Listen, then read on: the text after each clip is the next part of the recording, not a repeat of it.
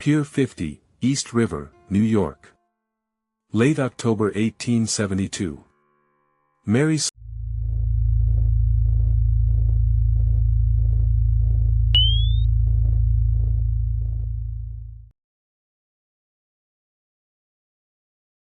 Celeste took on cargo for 13 days. 1,701 barrels of denatured industrial alcohol, consigned by Meissner Ackermann to H. Mascarenhas in Genoa. Cargo insured at $35,000. Hull insured at $14,000. Captain Benjamin Spooner Briggs, 37, owned a third of the vessel. Wareham, Massachusetts. Son of a sea captain, brother of 4 more. Observant Christian. He did not drink. On October 27 his wife Sarah, 30, joined the ship with their 2-year-old daughter Sophia Matilda. Their 7-year-old son Arthur was left ashore with his grandmother. Arthur was not on the ship. That is why this case has one witness who saw nothing, a boy left ashore, waiting for letters that would never arrive. The crew was small and competent. First Mate Albert Richardson, 28. Second Mate Andrew Gilling, 25. Steward Edward Head, 23, recently married. For German seamen from the Frisian Islands, all certified in writing by their hometown magistrate as peaceable and first-class sailors, Volkert Lorenzen, Boz Lorenzen, Arian Martins, Gottlieb Gautskall. 10 people. On Sunday, November 3, Briggs wrote a letter to his mother. He told her the vessel was in beautiful trim. That phrase survives because it is the kind of thing you write when you assume there will be more letters. Sarah wrote her own letter from the Staten Island anchorage, telling her mother-in-law that Arthur should send news. That phrase survives for the same reason. November 5, Mary Celeste left the pier. Bad weather pushed her to anchor off Staten Island for 2 days. November 7, the weather eased. She crossed the bar and entered the open Atlantic. 8 days later, Captain Morehouse followed her east in Dei Gratia. The 2 captains had eaten dinner together in New York the night before Briggs left. They were friends. That fact alone would later be used to accuse them of conspiracy. The last letters sounded ordinary. The next record would not. The crossing was uneventful for 15 days. The formal logbook records routine entries. Wind, course, weather. November 24 is the last entry written into the official log in Briggs's careful hand. After that, the only further record is on the slate. The slate is a small board kept in a chart room for rough working notes. The mate marks the position at each watch. November 25, 8 in the morning, ship's time. The slate carries one final entry. Position, 37 degrees 1 minute north, 25 degrees 1 minute west. Roughly 6 nautical miles north-northeast of Santa Maria Island, the easternmost island of the Azores. Land was within sight. The Azores are a Portuguese archipelago in the mid-Atlantic, a normal landfall reference for ships crossing east to Mediterranean ports. After that line, the human record on board the Mary Celeste ends. There is no log entry for the rest of November 25. There is no entry for any day in December. When Dei Gratia finds her on December 4, the slate has not been wiped. The brigantine continued moving for 9 days, drifting and partly sailing, while the human record aboard her stayed silent. The current and the prevailing westerly carried her about 480 nautical miles east-northeast of her last known position. She was found between the Azores and the Portuguese mainland, still under partial canvas, still pointed roughly toward Gibraltar, as if the ship herself remembered the destination her people had stopped writing about. The slate stopped near land. The ship did not. December 13, 1872. Mary Celeste was towed into Gibraltar Harbor. Within hours she was impounded by the Vice-Admiralty Court under Chief Justice Sir James Cochrane. The driving figure of the inquiry was the Attorney General of Gibraltar, Frederick Soliflad. A career colonial lawyer with a reputation for pursuing theft, fraud, and piracy. He arrived on board convinced that the only explanation for an abandoned vessel was a crime someone was hiding. On December 23, Flood ordered a full survey by the Gibraltar shipwright John Austin and the Marshal of the Admiralty Court.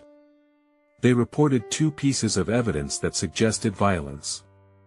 A sheathed sword had been found under Captain Briggs's bed, the blade carrying rust-colored stains. 2 long parallel cuts ran along the bow timbers above the waterline. Austin believed the cuts had been made by a tool. On January 22, 1873, Solly Flood reported to the British Board of Trade. His theory: the crew had broken into the alcohol cargo, become drunk and violent, murdered the Briggs family, and fled in a yawl. Both pieces of evidence collapsed. The sword stains were chemically analyzed by Dr. J., patron of Gibraltar. He determined the rust marks were iron citrate, the residue left when iron is cleaned with lemon juice. They were not blood. The result was filed but not published for 14 years, while the rumor of a blood-stained sword traveled the Atlantic. Captain Schufelt of the United States Navy concluded the bow cuts were natural sea action erosion. There was no missing food, no missing belongings, no body, no signs of struggle. The cargo was denatured industrial alcohol, poisonous, undrinkable. On April 8, 1873, the court issued its judgment. The salvage award was set at £1,700, roughly 1/5 of the combined value of ship and cargo. The reduced figure was a deliberate financial penalty against suspicion the court could not legally name. No criminal charge was filed. Frederick Solly Flood died still convinced a crime had taken place. The court could not prove murder. So the question became worse: what if no one attacked them? The court ruled out a crime. It did not rule on what actually happened. The strongest reconstructed theory came from inside the cargo hold. Mary Celeste carried 1,701 barrels of denatured industrial alcohol. 1,692 were white oak. 9 were red oak. Red oak is more porous than white oak. It seeps. When the ship was unloaded in Genoa, the 9 red oak barrels were found empty. The other 1,692 had arrived intact. In 1940, a retired sea captain named Dr. Oliver Cobb published a reconstruction in Yachting magazine. He had been Briggs's first cousin. As Mary Celeste passed into warmer Azores waters in late November, the porous red oak barrels would have begun to vent. Vapor would have collected in the lower hold. At some point the pressure would have suddenly released through the fore hatch, a low rumble or a violent puff of fume-laden air, with no flame and no scorching. To a captain on deck, the noise would sound exactly like the ship beginning to explode. Briggs would have ordered immediate evacuation to the yawl. He would have tied the yawl to the ship by a long rope so the family could reboard. The most likely rope was the main peak halyard, a thick line about 90 meters long. The main peak halyard was found broken aboard Mary Celeste. Most of it was missing. If the halyard parted in a sudden gust while the yawl trailed astern, the brigantine would have surged forward. The 10 people in the small open boat would have watched their ship sail away from them. They would not have caught her. In 2006, chemist Andrea Sella at University College London simulated the alcohol vapor pressure release using butane. He produced a measurable pressure wave with a brief flame and no scorching. This matched the documented condition of Mary Celeste's hold: damp, intact, not burned. The frightening part of the theory is not that Briggs may have panicked. The frightening part is that he may have made the safest decision available to him in that moment. And still lost everyone. If the rope broke, the mystery did not begin with disappearance. It began with a decision that almost made sense. Pull the alcohol theory aside for a moment and look only at the things the boarding party found. The list of missing objects is short and consistent. The yawl. The chronometer. The sextant. The navigation book. The ship's register. Most of the ship's papers. Each one of those items would have been picked up by a person leaving the ship voluntarily and intending to navigate. None of them would have been picked up by a person killed where they stood. The list of objects that remained is much longer. The logbook stayed on the desk in the mate's cabin. The slate stayed in the chart room. 6 months of food and water stayed sealed in the pantry. The sewing machine stayed in the cabin. The melodeon, the small reed organ, stayed against the cabin wall. A child's clothing stayed folded in a sea chest. A child's toys stayed where they had been put down. A captain's pipe stayed by the bunk. Captain Briggs's wet bed remained made. Sarah's dresses remained on hooks. The cargo of 1,701 barrels remained in the hold, undisturbed and unstolen. There was no body. There was no bone. There was no blood. There was no struggle damage to the cabin walls. There was no missing personal money. There was no ransacked sea chest. The galley showed weather damage, not violence. The captain's bed was wet because seawater had come through the cabin skylight. The cabin clock had its face pointed upside down because the salvor's mate had removed it for cleaning and put it back wrong. None of these traces matched the pattern of an attack. All of them matched the pattern of a controlled, ordered, frightened evacuation that was not supposed to be permanent. The ship was wet. The ship was disordered. The ship was not violent. That distinction is the entire reason this case has stayed open for more than a century and a half. The evidence did not look like violence. It looked like people planning to come back. The Mary Celeste case became famous slowly through the 1870s and then explosively in 1884. In January of that year, the Cornhill magazine published an anonymous short story titled J. Habakkuk Jeffson's Statement. The author was a 25-year-old ship's surgeon and not yet famous novelist named Arthur Conan Doyle. He was paid £30. The story was written as a first-person survivor's account. It was not labeled fiction. Many newspapers reprinted it as fact. Doyle changed the ship's name to Mary Celeste. He moved the voyage from New York to Genoa in 1872 to Boston to Lisbon in 1873. He renamed the captain Tibbs.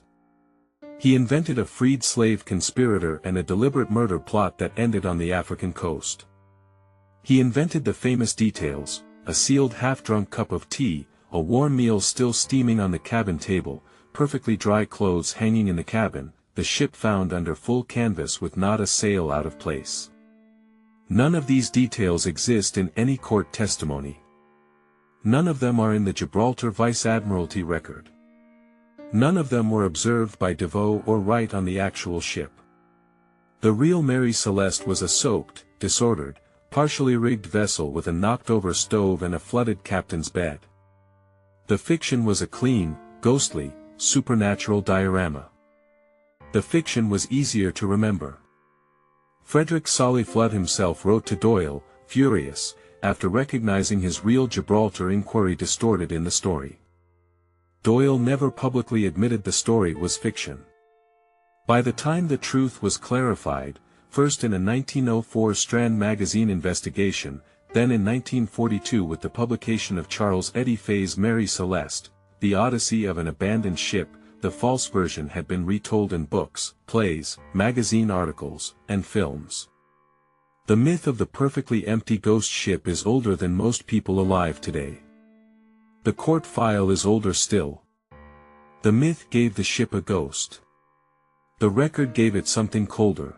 No body of any of the 10 persons aboard Mary Celeste was ever found. No yawl was ever recovered.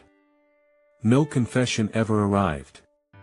No final entry on the slate explained the moment the ship became empty. Captain Briggs's 7-year-old son Arthur, left ashore in Marion, Massachusetts, lived to adulthood and into old age. He never heard from his parents or his sister again. Arthur Briggs did not survive the Mary Celeste. He survived the waiting. That is a different kind of wreck. Mary Celeste herself sailed for 13 more years under a series of new owners. She lost money for all of them. She gained a reputation as an unlucky ship. In February 1879, Captain Edgar Tuthill became the third captain to die prematurely while in command of her. In 1884, Captain Gilman C. Parker bought her, loaded her with worthless cargo insured for $30,000. On January 3, 1885, Parker deliberately ran Mary Celeste onto Roche-Lois Reef in the channel between Haiti and Gonave Island. The fraud was exposed. Parker was tried for conspiracy and barratry. The jury hung. Parker died in poverty 3 months after the trial. One co-defendant lost his mind. Another killed himself. In 2001, Clive Cussler announced he had located Mary Celeste's wreck on Roche-Lois Reef. In 2005, dendrochronological analysis showed the recovered timbers came from trees still alive in 1894, about 10 years after Mary Celeste was wrecked. The identification was rejected. More than a century and a half after a brigantine was found moving across the Atlantic with no one aboard, the case file remains officially open. The ship outlived the people. The myth outlived the ship. The question outlived the myth. File status, open. Witnesses, none. Confirmed cause, none. Classification, vessel active, command absent. The ship did not vanish. The people did. And the record ends exactly where responsibility should begin. Cross-reference. Mary Celeste sailed for 13 more years after her crew vanished. In 1885, Captain Gilman Parker deliberately wrecked her on Roche-Lois Reef in Haiti for insurance fraud. He died in poverty 3 months after his trial. The ship continued. The human chain did not. The case file remains open. End of file.